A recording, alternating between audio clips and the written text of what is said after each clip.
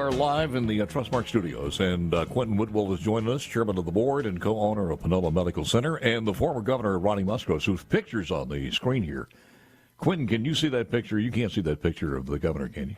I can't. He's a young man. I was going to say, he hasn't aged a bit. And I'm not sure why he put his college photo up there, but it's hey, Governor Ronnie Musgrove. Good morning, sir. How are you? Good morning. I heard that, Paul. I know you did, but I mean, you see the picture. Come on, you need to update that a little bit. I would, instead of a high school photo, I would put at least a college photo up there. No, it's not as bad as Jamie Whitten's used to be. I would look at Jamie's picture and see him, and I thought it was two different people. Well, you know, that, to be honest with you, this is not what we were talking about, but to be honest with you, when you start looking at the legislatures, they need to up theirs, especially maybe after that fourth election, it would be a good idea. So that is not what we're here to talk about, but Quentin, good morning, sir, from the Panola Medical Center. What's your main topic this morning? Well, Paul, thank you for having Governor Musgrove and I on. Mm-hmm. You know, the other day when we got together, I think you were fascinated by the fact that we're now progressive health systems growing into many areas, as it seems like, you know, our hospitals in Mississippi are struggling, which they are. And we had a very good dialogue about that. And as you know, many of the things that I told you about, including what was going on with the details of Greenwood, have turned out to be true. So I think, you know, unfortunately, we've got some work to do. And I'm talking to our state leaders and trying to get some sentiment about, you know, I think I said we could have the Ronald Reagan Medicaid expansion plan. I didn't care what you called it, but you know, even if it's in lieu of plan, we need a sensible solution to help our struggling rural hospitals. And then, in addition to that, Governor Musgrove and I heard a little bit of talk that you were having the other day about the cannabis industry, and we are in the process of being the first, or at least one of the first, and only, quite frankly, testing facilities that will make sure that the cannabis that is actually taken to market is safe. And there have been some interesting struggles with getting that open, and also it's been interesting to see how the industry realizes that until there's testing facilities, there's no product on the market. So I think a lot of people don't understand exactly how that works. So I thought you might want to know a little bit about that. Let me get this right. Politics and marijuana make strange bedfellows. Is that we have you two guys going together as partners on marijuana, and are you also, Governor, in the hospital business also? Well, Paul, I served as chair of the Rural Advisory Committee in America on Rural Health, and looking at the difficulties and the situation that every rural area has in America, Mississippi is probably more challenged than any other state for a number of reasons. And so as I have worked through that in office and otherwise, I wanted to try to make sure that the delivery of rural health care improved instead of declined. And it's been a challenge. But secondly, unfortunately, my wife had leukemia and dealt with so many opioids, dealt with so many pain killer medicines and all. And we talked about having medical cannabis available, if it were available, for her to use, not as a cure, but just as a way to deal with the pain and the issues that she was going through, and so many other people go through, that has one of the debilitating conditions that qualify you to take medical cannabis. So for me, it's just a continuation of an opportunity for further health care in our state. Let me kind of wade through this, because no show prep was done on this particular part of this. Are you guys? Paul, my connection is really bad. I'm going to call back in and see. Would you please do that? The connection is if better. you can't Go right hear, just ahead, do that. Okay. Okay. In the meantime, I'll ask Quentin. We'll be ready for that call.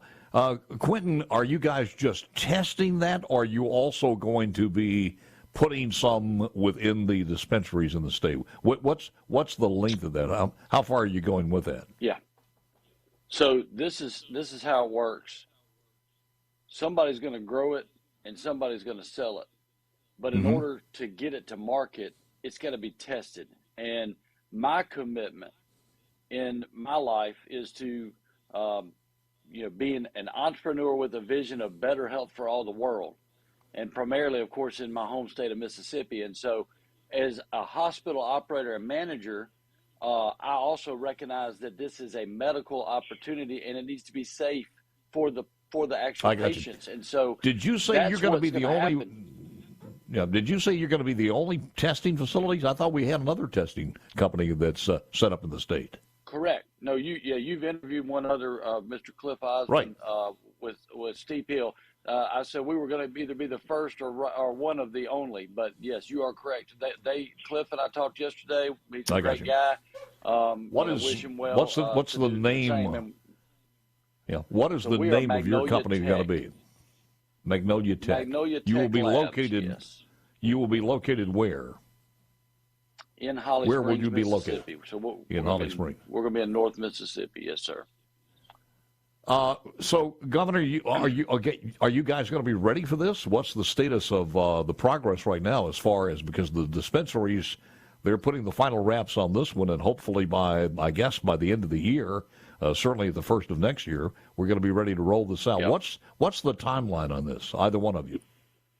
We're racing. That most of the growers will probably be ready sometime toward the end of January, maybe February. We have been granted our provisional license by the State Department of Health. And so what that does is that moves us to the next level of getting ISO certification nationally and all, as the statute requires. And so we're in the process right now of having all of that done. We have the equipment. The certification, though, will come, and we believe that will happen in the month of December, so that we would be ready in January. Quentin, just to give you an idea, because I have no earthly idea what goes into this, the monetary, the financial commitment to do this.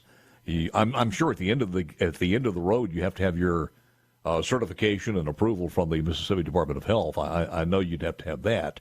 But give us a little bit of a background, how you go into this, and because you're talking about not only the smokable, but you're also talking about the edible. So you're going to have to be able to test all of this, and it's got to pass a test. Is it going to be kind of like a health inspector where you're checking individual crops or lots, or you have to check every specific product that goes into a store?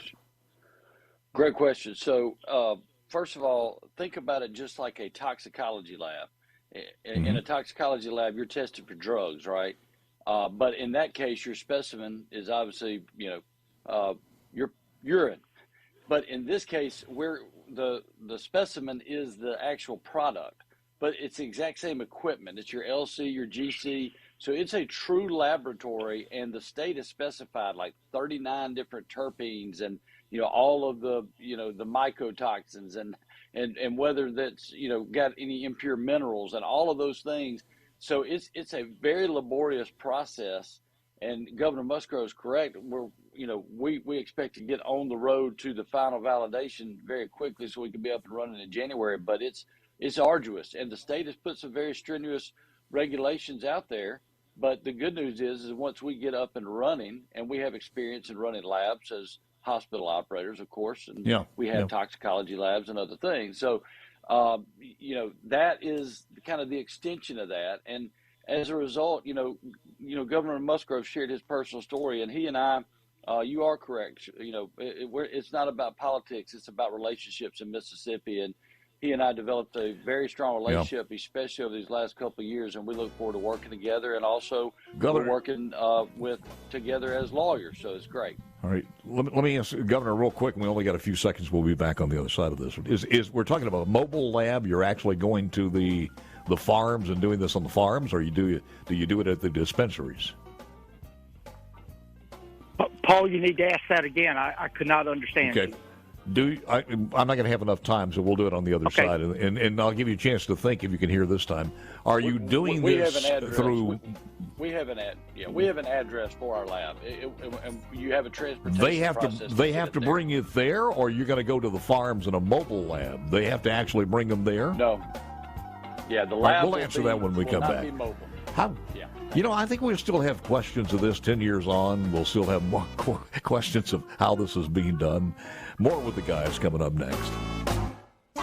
With us is Quentin Whitwell. I think the governor dropped off. We're trying to get him back on. One of the reasons for this being in Holly Springs, I would imagine, Quentin, is the partnership also with Dr. Kenneth Williams. Is that right?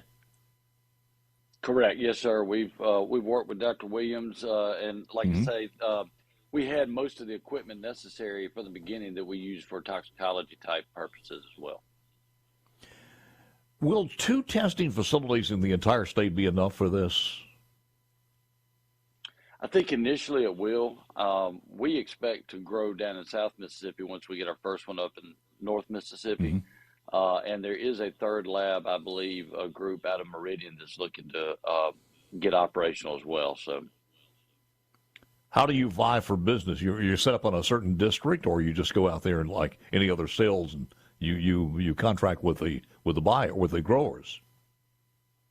Yeah, it's an open market with the growers for sure. You know, at the end of the day, hopefully we all are providing good, competent services, and I think it's kind of strategically unusual, but we were focusing on North Mississippi, and the other group was focusing on Central Mississippi out of the gate. I think there will be a need for one in South Mississippi as well.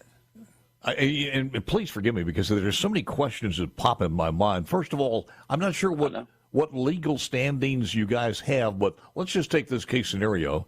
Somebody finishes their entire set on that crop, whatever they're doing. This is ready to go out, and all of a sudden you test it, and it's over a THC limit? It's over the amount. It's too powerful. Correct. Because we have a limit of what? What is ours? Honestly, I don't know the exact percentage numbers off the top of my head. Okay. But yes, let's just say it's a THC limit. Okay. Let's just say it's use the word hot. It's too hot, and is it something that they can do to bring that down, or do they have to destroy that particular crop? So according to the guidelines, you have 2 opportunities to remediate, and that remediation process is pretty robust, and it's tricky, and the laboratories are able to assist in showing them where they're going wrong and what's going on. Yeah. If they fail after those 2 opportunities, then yes, it has to be destroyed. I would imagine it's the same way on the other side. If it's not what it said it's going to be, something kind of like what we've learned in the CBD oil, where it's diluted or half the strength it's supposed to be. So what you guys are basically like Underwriters Laboratory or Consumer Report or something like that, a non-government agency just to make sure the testing we're getting what we're supposed to be getting. You're exactly right, and that's what I advocated for from the beginning when I saw that this was coming down the pike, and that's quite frankly one of the reasons why Governor Musgrove and I teamed up was he and I were both talking about this, which, by the way, thanks to Mr. Yancey, who is going to give us the answers 30% on flour and 60% on concentrate. So, very good. If anybody knows, he knows. Can we do a timeout here? And do we get the governor back? I'm not sure if we got the governor back. We did?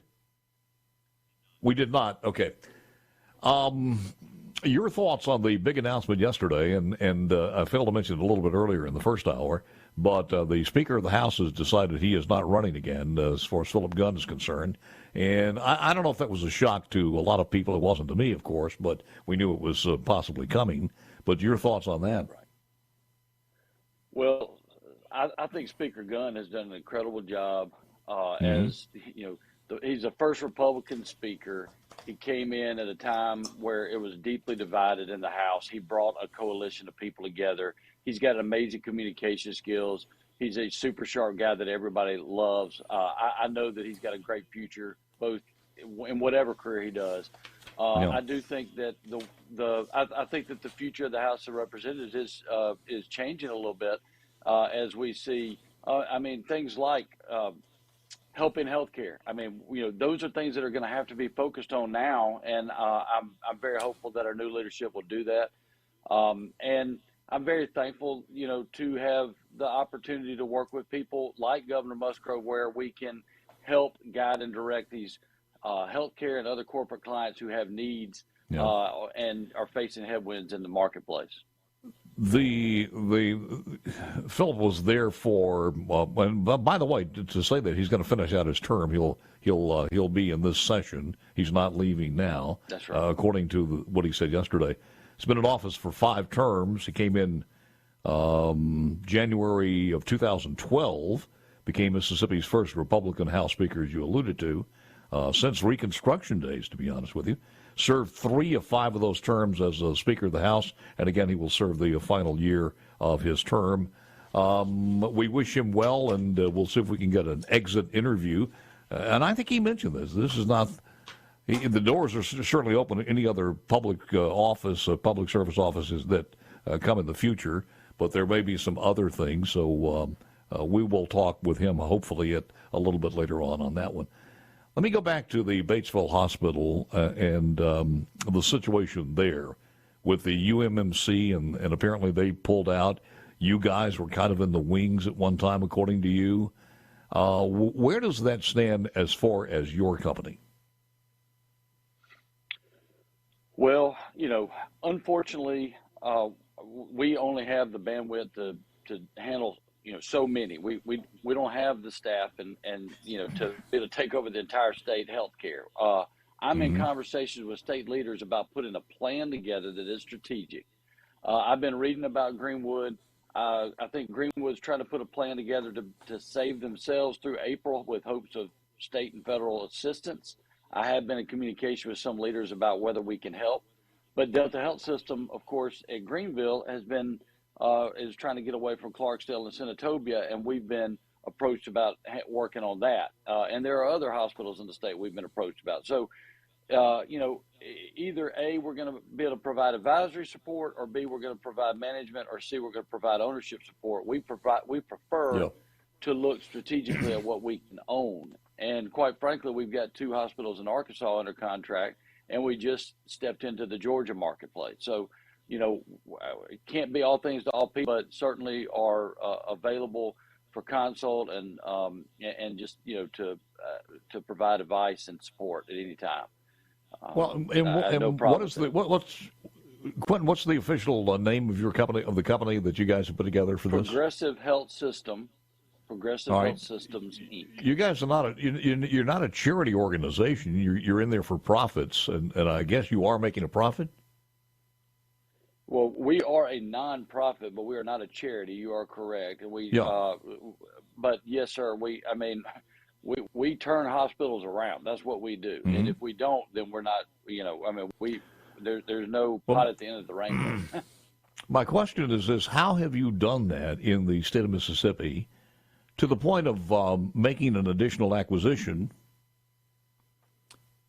without Medicaid expanding? Well, you and I talked about this earlier. Leadership is important. Creating the right culture is important. Understanding the keys to what the federal government has provided you in the rural environments.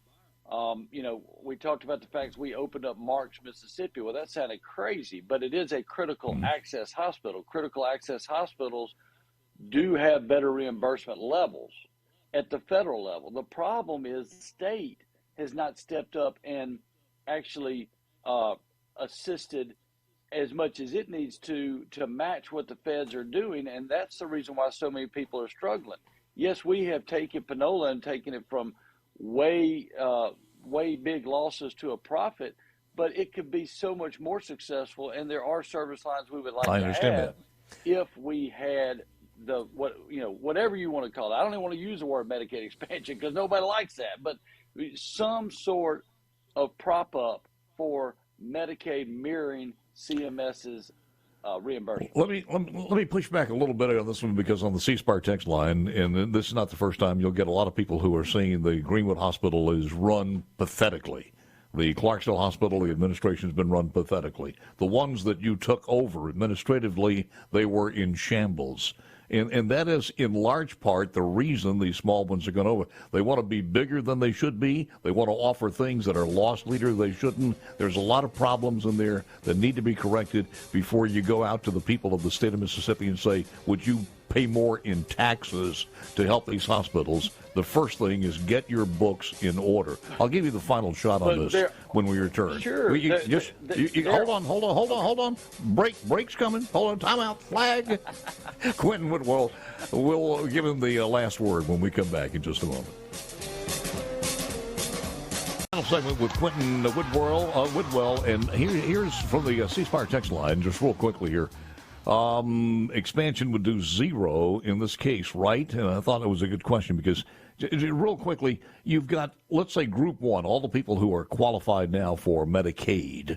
And the problems we have when we start talking about this is everything government involved, reimbursements, collections, government red tape from the state, the federal insurance, all the relationship, all of this stuff. And it's one of the reasons we have the problems at all the hospitals, specifically the smaller hospitals, because they're not big enough to handle the transfer payments, the reimbursements, whatever they happen to be. So how does putting Group 2 in there, which would be around 200,000 other people, and expanding Medicaid, make it any better? It just seems that it would be exacerbating the problem. Well, first of all, when I was asked when I acquired Panola Medical Center why I bought a hospital that lost $8 million a year before. And the statement I made is, if I could turn this one around, I could turn 100 around. And I'm blessed to be a lawyer who digs into the Federal Register and understands what the rules and regulations are and where the positives are, and to know how to avoid the negatives. A lot of people are running hospitals the way the reimbursement model was in the 1980s, when everything was reimbursed at 100% of cost. And it doesn't happen like that anymore. So you have to change your model. That is true. But at the same time, if we are a state, for example, that's pro-life, and we want everyone to make sure that they have their child, and they come to a hospital to have a baby delivered and we don't reimburse for that, that's insane. Okay, so, and the federal CMS typically is the lower paying model of the other insurers, but now the commercials are following the model of CMS. So we have insurance companies making record profits. We have staffing costs at a record high, and the payers are paying us less. Our cost is going up. So go figure out how to chase that dollar. And, everybody knows if you're a restaurant and you're selling salmon, and the salmon goes up from the guy that sold you the salmon, you're going to move that on to the customer. We can't do that in the federal rules of healthcare.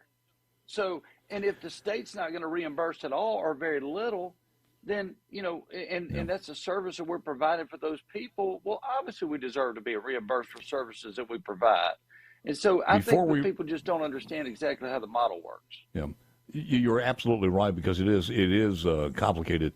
So from what I'm hearing you say about and I want to go back to the Greenwood Hospital, you guys are not looking at the acquisition of that particular hospital, but maybe being involved and sharing your formula with them, or what was the extent of Progressive's involvement with the Greenwood Hospital? Well, as I told you, there are a number of hospitals that we're in communication with on a regular basis, some as potential targets for acquisition, some as targets for assisting, and some just for advice and friendship. And, Greenwood has been one that you speculated that I'm involved in. I told you I have been contacted by numerous people there, but I got you. Right now, I think they're trying to figure out where they are and what they're going to do. And if my phone rings and they say, come see us, I'll be there. But right now we're focusing on some other locations that we were already in communication with. When's the last time you were at the facility in Holly Springs? And again, you said it's about ready to go. What else needs to be done? So right now it's so crazy. I guess these companies have so much on their plate, but the actual installation has now been scheduled before the end of the month, and then the validation will happen right behind it. We're working to expedite that validation to try to get it done by the end of the year. So that's our target. And but yeah, it's as far as the building and the build out and all that, we're ready to roll, and we got the equipment already there. So let me ask you this question: what do you think, just on a personal basis, would be the earliest day where you will be able, somebody will be who has the script to go in and do that? Where and when do you think that will be the earliest? Pick a spot and pick a time where you can actually walk into a location, and buy it. Oh, I honestly, I think you're going to be the beginning of the second quarter next year. But I know there are others that are much more aggressive than that, but that's my honest assessment. Always a pleasure, sir. Do me a favor. Would you come back when you get it rocking and rolling and when this thing gets going?